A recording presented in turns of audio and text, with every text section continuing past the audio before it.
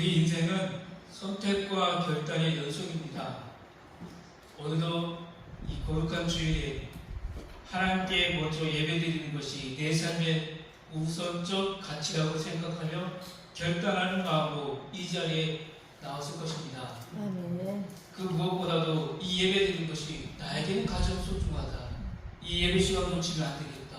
결단하고 나왔을 것입니다. 현재 내 모습 또한 나의 순간순간의 선택과 결정이 만들어낸 열매라고 할 수가 있습니다. 선택과 결정, 그 총합이 현재 나의 모습입니다.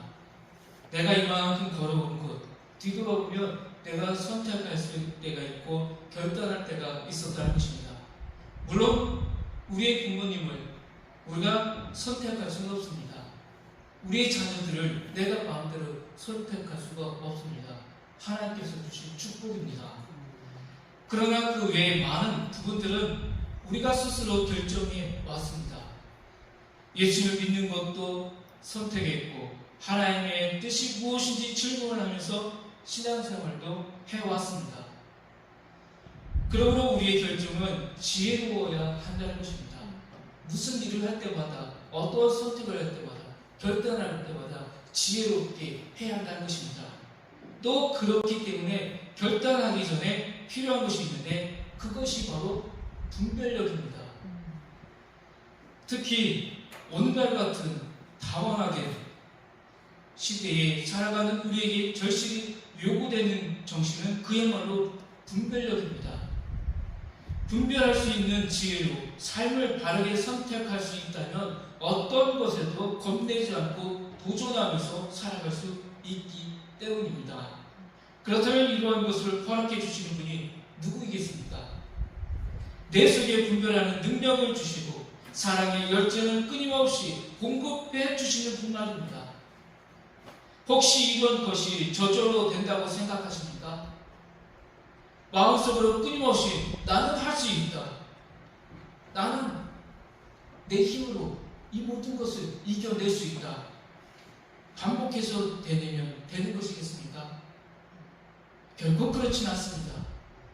우리 인생이 지금까지 오면서 어떻게 이루어졌습니까?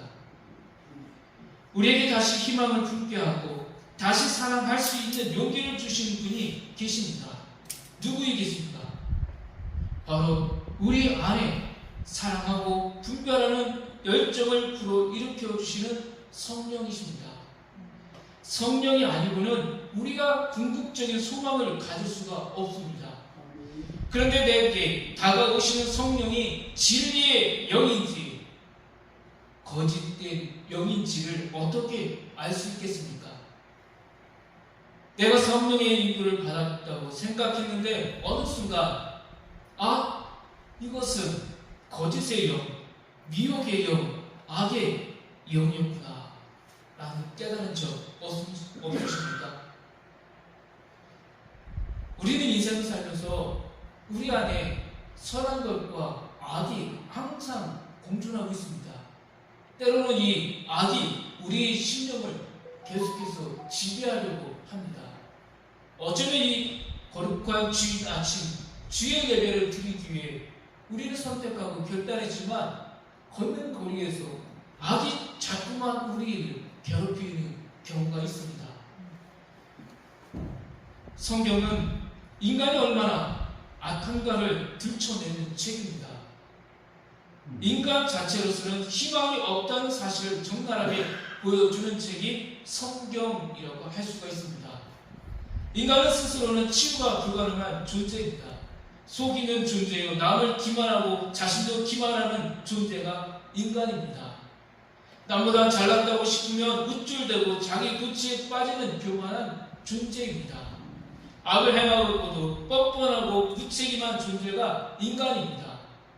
그래서 어떤 심리학적, 정신의학적 접근으로도 고칠 수 없는 것이 인간의 제약된 본성이라고 할 수가 있습니다. 바로 이 사실을 선언한 책이 성경입니다. 그뿐이 아닙니다. 인간의 뒤편에 더 큰 악, 곧 사탄이 도사리고 있다. 사탄이 계속해서 우리를 끌어내리려고 한다. 이것을 알려주는 책도 성경입니다. 인간을 끊임없이 억압하고 얽어매고 악에서 탈출하지 못하도록 묶는 존재가 사탄임을 나타내는 것이 성경입니다. 우리는 성경을 읽으며 인간의 악과 죄의 문제를 살펴볼 수가 있고 또 바로 그 성경을 통해 죄악의 문제에 어떻게 탈출할 수 있는지도 알 수 있습니다. 성경에 기록된 말씀을 통해서 우리는 하나님의 뜻대로 하나님의 은혜로 나아갈 수가 있다는 것입니다. 요한일서를 기록한 사도 요한이 우리에게 말씀합니다. 우리에게 가장 필요한 것이 있는데 분별력을 갖추는 것이라고 말씀하고 있습니다. 영적인 분별력을 갖춰야 올바른 신앙생활을 할 수 있다고 가르쳐주고 있습니다. 이 분별력은 성령의 선물입니다. 본문 1절 말씀입니다. 사랑하는 자들아 영을 다 믿지 말고 오직 영들이 하나님께 속하였나 분별하라. 많은 거짓 선지자가 세상에 나왔습니다. 요한은 성도들을 사랑하는 자들이라고 부르고 있습니다. 그리고 그 사랑하는 성도들에게 영을 다 믿지 말라고 권고하고 있습니다. 모든 영이 하나님에게서 온 영이 아니라고, 영적인 사건이 일어났다고 해서 그게 다 성령의 역사는 아니라고 가르치고 있습니다. 그러므로 거짓 영과 이단에게 미혹되지 않기 위해서라도 분별력, 영적인 분별력이 필요하다는 것입니다. 분별하라는 뜻은 옳고 그른 것을 구분하라는 의미입니다. 하늘로부터 온 것인지 사탄에게서 온 것인지 깨달으라는 말씀입니다. 영적인 능력을 가졌다고 자부하는 사람이 있지만 다 믿지 말라는 말입니다. 자기 자랑하는 거짓 예언자들이 곳곳에 도사리고 있으니 조심하고 또 조심하라는 의미입니다. 또한 분별하라는 것은 생각하라는 것입니다. 판단하라는 뜻입니다. 신앙은 판단하고 분별해야 합니다. 이것이 참인지 거짓인지 알아보라는 것입니다. 분별의 영 안에서 어떤 것은 용납하고 어떤 것은 거절할 수 있는 결단과 선택을 하는 사람이 참 믿음을 가진 사람입니다. 사도 요한도 오직 영들이 하나님께 속하였는지 분별해 보라고 하고 있습니다. 본문 6절 말씀입니다.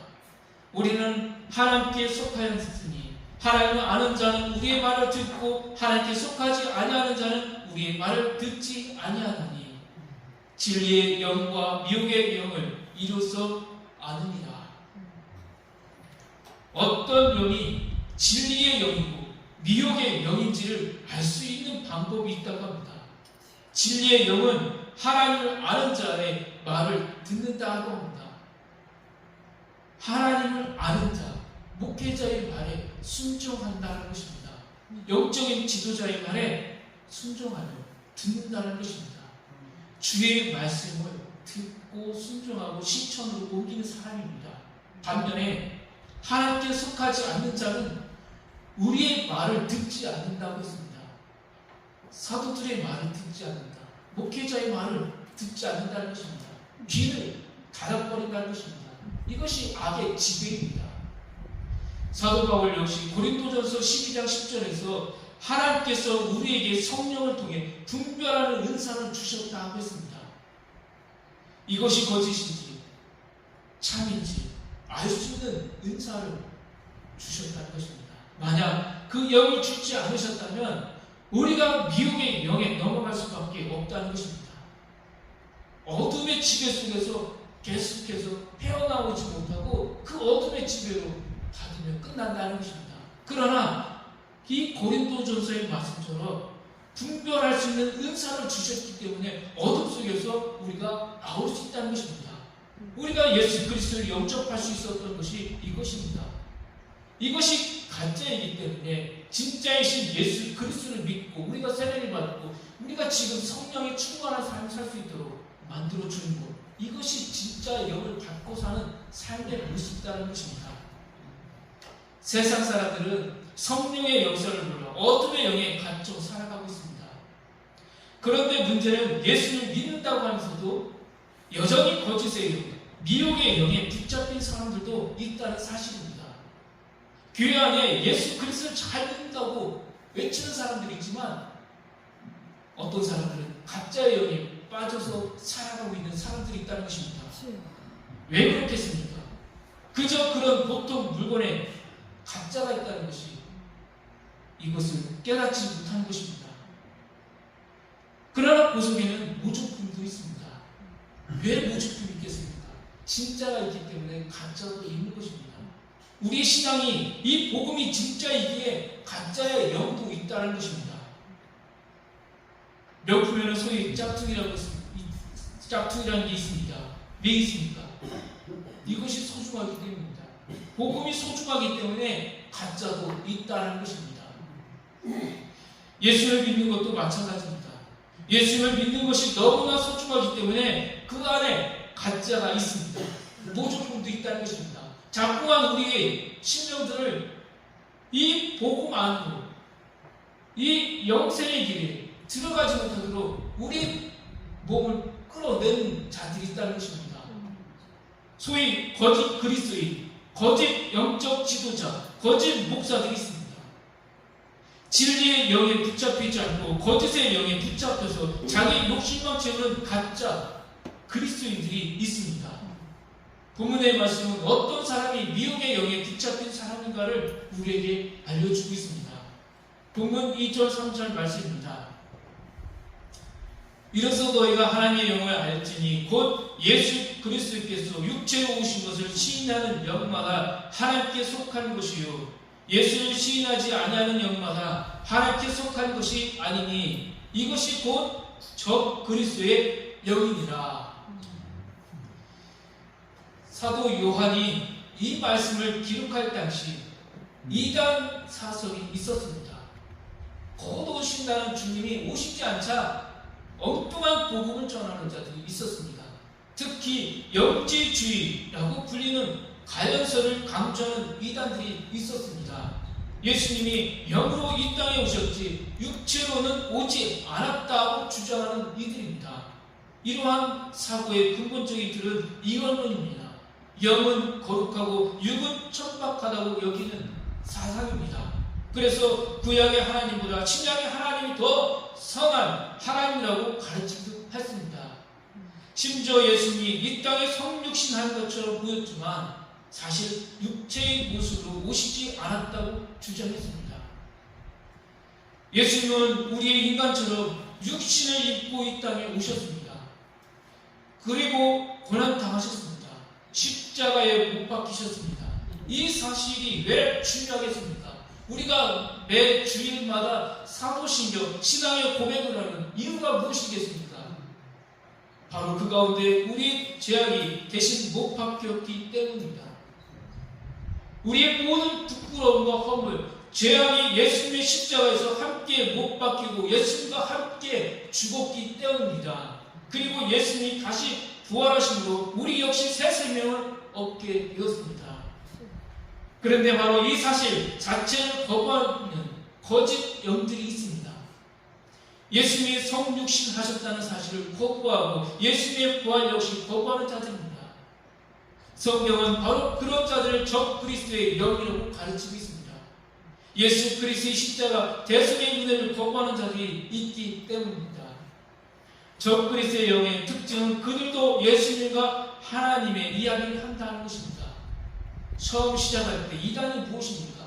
처음 시작할 때는 하나님의 이야기, 예수 그리스도의 이야기, 복음에 대해서 이야기합니다. 하지만 거기서 위장술을 쓴다는 것입니다. 사탄은 근본적으로 거짓의 영이자 위장의 전문가라고 했습니다. 요한복음 8장 44절에 보면 사탄은 거짓말쟁이요 거짓의 아비다라고 말씀했습니다. 사탄의 역사가 처음 등장하는 창세기 3장 말씀에서도 하나님께서 아담과 하와를 만드시고 에덴 동산을 축복하시며 대부분의 것을 허락해 주셨으나 그 중에 선악을 알게 하는 나무의 열매만은 따먹지 말라고 강하게 말씀하셨습니다. 그 말은 무슨 뜻이겠습니까?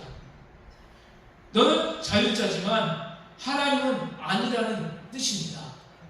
하나님과 동등할 수 없다는 것입니다. 하나님과 같은 지위를 얻을 수 없다는 것입니다. 인간은 하나님과 같이 될 수 없다는 것입니다.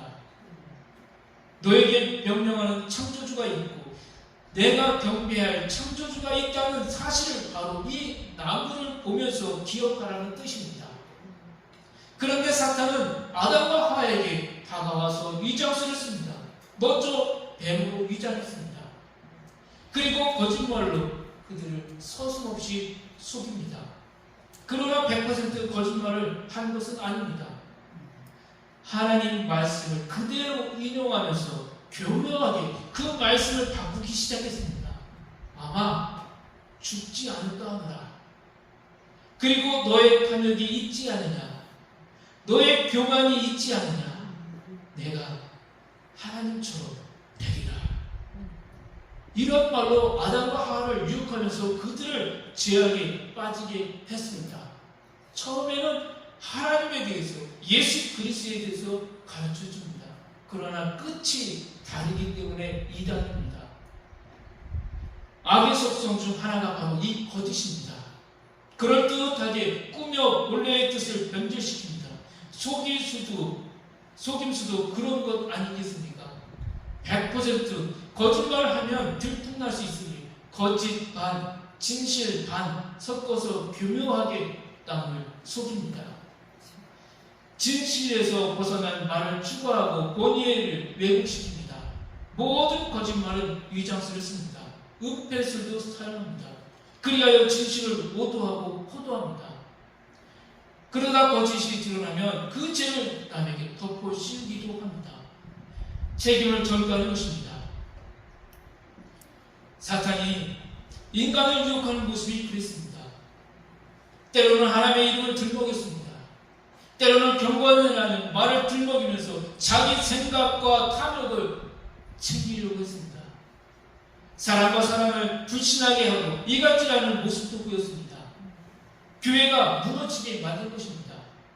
그렇기 때문에 거짓령에 사로잡힌 자들은 처음엔 기쁜 것 같으나 결국엔 슬픔과 탄식을 얻게 된다는 사실을 깨닫게 됩니다. 위기에 직면하는 인간으로 하여금 그 위기에 대면하게 해야 하는데 인간을 속입니다. 문제가 있다는 사실을 대면하고 직면하면 되는데 대면하기를 거부하게 만듭니다. 목회자를 만나는 것 그 자체를 싫어합니다. 주의 말씀으로 시기하면 듣지 않습니다. 떠납니다. 그것이 악의 속성입니다. 거짓의 속성, 미혹하는 영의 속성입니다. 문제를 해결하기 위해 치러야 할 대가를 싫어하도록 만드는 것입니다. 그 자리를 떠나게 만듭니다. 회개가 무엇이겠습니까? 나는 죄인입니다. 이렇게 고백하는 것이 회개입니다. 그런데 거짓의 영은 회개를 두려워하게 하고 수치스럽게 여기게 합니다. 진정 용기 있는 사람은 내가 잘못했으니 스스로를 비판할 수 있는 사람입니다. 그러면서 어둠의 영에서 거룩한 빛의 자리로 돌아오는 것입니다. 우리 모두는 연약한 존재입니다. 완전한 인간은 없습니다. 각각 특성도 다르고 부족한 부분도 다르고 또 누구나 모자란 부분도 있습니다. 그러나 의도와 진심이 중요합니다. 하나님의 영광을 위해 하나님께서 원하시는 삶을 살아야 합니다. 그러면 하나님도 진리의 영을 우리에게 보내시며 우리의 영혼을 자유롭게 해주십니다. 내 영혼을 기쁘게 해주십니다. 하나님이 주시는 영은 우리에게 평안과 기쁨을 주시는 영이기 때문입니다. 그런데 미혹의 영은 그렇지 않습니다. 아담과 하와를 속이게 하고 부끄럽게 하고 거짓말하게 했던 영입니다. 자기 책임을 다른 이에게 전가시키게 했습니다. 이 시대의 위기가 무엇이겠습니까? 돈과 권력, 쾌락입니다. 거짓의 영은 이러한 것들이 전부인 것처럼 우리를 미혹하고 있습니다. 우리가 하나님을 믿지만 구분해야 할 것이 있습니다. 우리의 문제를 해결할 수 있는 이는 누구이겠습니까? 바로 나 자신뿐입니다. 나 자신이 내 문제에 직면해야 합니다. 나에게 무엇이 문제인지, 내가 지금 하나님과 어떤 관계가 있는지 영적으로 지금 나를 봐야 된다는 것입니다. 하나님 앞에 내 문제를 그대로 토해낼 때 거기서부터 회개가 시작되고 진정한 치유가 가능해집니다. 시편 25편 4절 5절 말씀입니다. 여호와여 주의 도를 내게 보이시고 주의 길을 내게 가르치소서. 주의 진리로 나를 지도하시고 교훈하소서. 주는 내 구원의 하나님이시니 내가 종일 주를 기다리나이다. 이 말씀을 신약의 언어로 바꾸면 예수님 내게 말씀하옵소서. 내가 예수님을 기다립니다. 그 예수님을 통해 분별의 영, 사랑의 열정을 쏟아부을 수 있는 영을 허락하옵소서 라고 할 수 있습니다. 성령은 예수님의 영입니다. 또한 성령은 하나님의 영입니다. 우리가 주의 성령을 덧입어야 합니다. 다시 주님의 말씀을 펴서 예수 그리스도를 사모하고 하나님 내 안에 오셔서 분별의 영을 주옵소서. 사랑할 줄 아는 주님의 영도 부어 주옵소서. 이렇게 고백하며 나아가는 성도가 되지 합니다. 우리 안에 영적인 분별력, 더욱더 성령이 충만하여서 진리의 영을 받는 우리 모든 성도들에게 소망합니다. 아멘. 기도하겠습니다. 아버지 하나님, 성령이 강림하셨지만 우리와 함께하는 영 중에는 진리의 영이 아닌 어두움의 영이 있다는 것 또한 깨닫게 해주셔서 감사드립니다. 아버지 하나님, 우리 공동체 모든 성도들 어둠의 영이 지배를 받지 않게 하여 주옵소서. 분별력 있는 삶이 되게 하여 주옵소서. 어둠의 길을 가고 있습니까? 하나님 돌아올 수 있는, 하나님 깨달을 수 있는 영을 부어 주시옵소서. 우리 모든 오감의 성도들 성령이 충만하여서 악의 지배는 받지 않도록 주의 성령이 인도하여 주옵소서. 한 주간도 주님이 인도할 줄 믿으며 예수 그리스도의 이름으로 기도합니다. 아멘. 찬송가 191장 함께 찬송 부를 때 하나님께 봉헌 올리도록 하겠습니다.